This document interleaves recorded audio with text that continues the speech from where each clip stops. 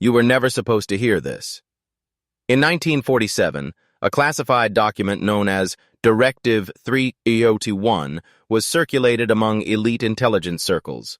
It outlined an untraceable framework for psychological control over civilian populations using neighborhood associations as silent gatekeepers. It was buried under thousands of pages of housing policy and suburban planning laws, but the directive was clear. Power would no longer wear a crown. It would wear a clipboard. Now, fast forward to today. You thought the HOA was just a petty bureaucracy, didn't you? A bunch of entitled retirees arguing over mailbox colors and lawn height. But what if I told you that's the face they show you, the mask, while behind closed doors they run dry simulations of control, obedience, and social engineering, training the average man to bow without chains? When Patricia Jameson, your typical HOA president with surgically perfected smiles and eyes colder than steel, confronted Commander Sarah Thompson, it wasn't just about a uniform. It was a test, a litmus test of how easily you can be programmed to forget who the protectors really are.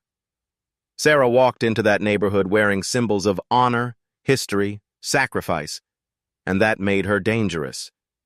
Because real authority threatens artificial power. And make no mistake, what Patricia felt wasn't discomfort. It was terror. The kind of terror that surfaces when small-time tyrants realize someone else in the room holds real rank, real power, real clearance.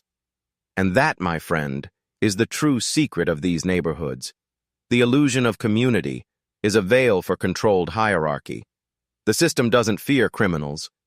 It fears warriors. You see, HOAs weren't built to protect communities. They were built to normalize surveillance, to create environments where conformity isn't just encouraged, it's enforced. Where authority comes not from code, your age, or character, but from proximity to rules no one voted on and standards no one remembers creating. Where a woman in uniform is labeled aggressive, but a woman with a clipboard can destroy your reputation. And here's the twist. Most men never notice. Because the cage was painted the same beige as their siding. You're not hearing a neighborhood story. You're hearing the rusted gears of a forgotten control system. And this is just the first crack in the surface. Patricia's clipboard wasn't just a prop. It was a relic. A symbol of civilian authority handed down through silent systems of control masquerading as civility. Because here's the truth they never tell you. Every empire, before it falls, experiments on its own people. And the suburbs? They're not peaceful. They're engineered environments. Carefully curated petri dishes where compliance is bred and resistance is punished. One petty rule at a time. That's why Sarah's uniform was a threat. It wasn't the ribbons or the medals. It was the presence. The unshakable bearing of someone forged outside the hive. She didn't need permission to exist. She didn't need HOA approval to stand tall. And that was intolerable. You see, there's an unspoken doctrine in places like Maple Grove. Obedience is more sacred than truth. And the ones who enforce it? They don't wear military fatigues or government badges. They wear pearl earrings, golf shirts, and polite smiles. But behind those smiles is a psychological grid more efficient than any prison. Because here's what the Patricia Jamesons of the world know. Consciously or not, uniforms remind people of sacrifice, of hierarchy forged in action, not consensus. And that shatters the illusion of suburban democracy. You can't control a lion by convincing it it's a house cat if it remembers what it is. So what did Patricia do? She didn't attack Sarah's argument. She attacked her identity. That's the first rule of psychological warfare. Isolate the target, question their legitimacy, and weaponize the crowd. Turn neighbors into enforcers. Turn silence into shame. And it worked. For a while. Whisper campaigns, formal warnings, social shunning, because when the system feels threatened, it doesn't fight fair. It rewrites the narrative. It says strength is aggression, Honor is vanity. Service is theater. But Sarah didn't bend. Bexy say, as she understood something most men have forgotten. Power doesn't beg to be accepted. It commands, quietly, steadily, with presence. And the deeper threat was never her uniform. It was what that uniform awakened in the men who saw it. That flicker of respect. That long-lost instinct to stand taller. To remember their spine. Because what's really policed in these neighborhoods isn't noise or lawns. It's identity. And the moment you remember yours, the system begins to crack. If you've felt this truth rising inside you, comment this phrase below, twice. Strength commands silence. Identity breaks the cage. Do it now. Lock it in. And then keep listening. Because we're going deeper. The next layer isn't just personal. It's ancient. Before there were HOAs, there were high priests. Before there were clipboard tyrants, there were temple guards. And before Patricia, there were always gatekeepers. Ordinary faces masking extraordinary control. You think this is new? You think a woman being shamed for her strength is just another Reddit story? No. This is a cycle. A ritual. A mechanism repeated across empires, centuries, bloodlines. In ancient Rome, Vestal virgins held sacred office, but if they stepped outside prescribed roles, they were buried alive, their silence seen as order, their voice as rebellion. In feudal Japan, samurai women were honored only in war, but scorned if they showed command in peace. In medieval Europe, women of rank were either sanctified or hunted, never sovereign. Patricia doesn't know this, but she's a puppet of a lineage so old it forgot its own origin. She believed she was defending aesthetics. What she was really doing was protecting a subconscious order, one that says power must look a certain way, sound a certain way, be held by a certain kind of person. That's why Sarah's presence short-circuited the system. Not because she was loud, not because she was defiant, but because she didn't ask permission, and that made her unreadable. To the institutional mind, unreadable equals dangerous, because every system of control, from ancient theocracies to modern zoning laws, relies on predictability.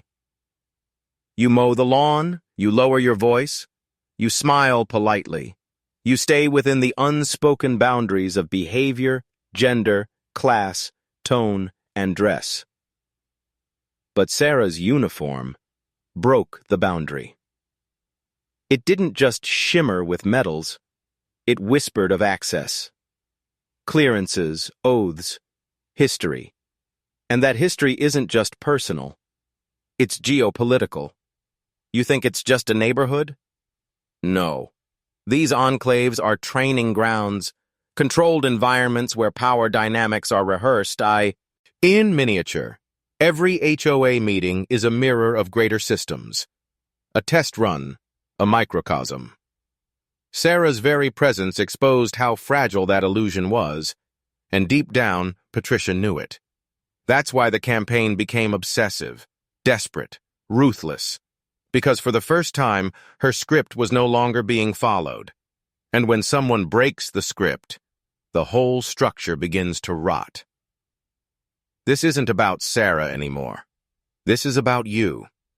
Because you live under the same architecture of obedience. And if you don't recognize it, you've already surrendered. This is where most men look away. Because what comes next isn't easy to hear. But you didn't come here for comfort. You came for truth. Let's talk about narrative warfare. Not bullets, not bombs, but perception. The most effective form of control isn't violence, it's belief.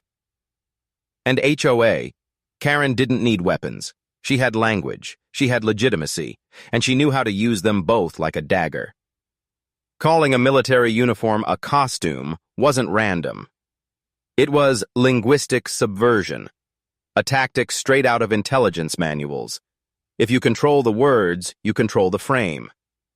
And if you control the frame, you control the crowd. That's why cults rebrand indoctrination as spiritual growth, why governments rebrand civilian deaths as collateral damage, and why Patricia rebranded military service as aggression. You see, the real battlefield isn't physical, it's mental. It's the quiet war for how we see each other and how we see ourselves.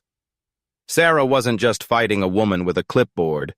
She was standing alone against a weaponized narrative. And every man in that neighborhood felt it, that tightening in the chest when they saw someone speak truth and get punished for it. But most said nothing. Why?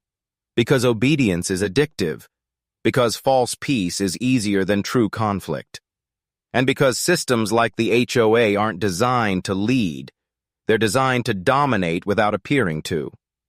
It's the perfect model: diffuse power, disguised control, plausible deniability. The same techniques used in black ops, foreign propaganda, and high-level negotiations are playing out in front yards across America. The HOA is a simulation chamber, where you're conditioned to accept microaggressions so you'll never resist macro-oppression. And the terrifying part? Most men don't even know it's happening, because the cage is invisible, because they were raised to call obedience neighborly, conformity respectable, and silence mature. But Sarah, she remembered something older, something deeper. That dignity isn't granted by committee. It's earned and defended. So when she stood at that barbecue, surrounded by silence, mocked and diminished, it wasn't her reputation on trial. It was the entire illusion. And one by one, the illusions began to shatter. There is a moment in every war when the enemy reveals themselves, not in uniform, not with weapons, but through desperation. That moment came when Patricia stood at the HOA meeting, gavel clenched in a white-knuckled grip, voice cracking under the weight of a truth she could no longer contain. Her words didn't matter anymore, because the illusion had collapsed. Commander Sarah Thompson didn't raise her voice. She didn't argue. She stood, in full dress uniform, medals aligned, shoulders square, and every person in that room felt the weight of something ancient, not just respect, hierarchy, earned authority, the kind that doesn't need permission to exist. You want to understand power? Then listen closely. Power is not how loud you speak. It's how many people fall silent when you enter the room. Patricia knew it. Her allies knew it. Even the most compliant residents, the ones who once nodded to every rule, felt it in their spine, the unshakable gravity of real command. And just like that, the crowd shifted. The whispers began, then the glances, then the votes. It wasn't just an apology, it was a purge. The community exiling its own high priestess of control once her god, false order, was proven hollow. But don't mistake this for justice. This was exposure. And exposure is dangerous, because once one lie dies, others awaken. You think it ended with Patricia's downfall? No, that was just the beginning. Because people began to talk, really talk, about fines for flags that weren't aesthetic, about cameras disguised as birdhouses, about anonymous complaints that always seemed to target those who stood out too much. What Sarah did was detonate a fault line beneath an entire neighborhood, and the aftershocks are still being felt. Because truth is contagious, and once men are reminded of what real dignity looks like, they stop apologizing for their strength. They stop whispering. They stop bowing. And here's the part no one talks about. Every system like Maple Grove, every neighborhood, company, school, or boardroom where control wears a smile, is terrified of the day men remember who they are. You were trained to fear rejection, humiliation, social discomfort. But none of that can kill you. What can kill you is obedience to a lie. And now, you've seen it with your own eyes. This isn't just a story about a woman in uniform. It's a mirror, held up to you. Because the most dangerous force in any society isn't violence. It's normalized submission. And the greatest trick ever played on the modern man was convincing him that comfort is freedom. But look around. You are surrounded by silent wars. Wars over your language, your instincts, your presence. You were taught to keep your head down, to be agreeable, to not rock the boat. But boats weren't built to stay docked.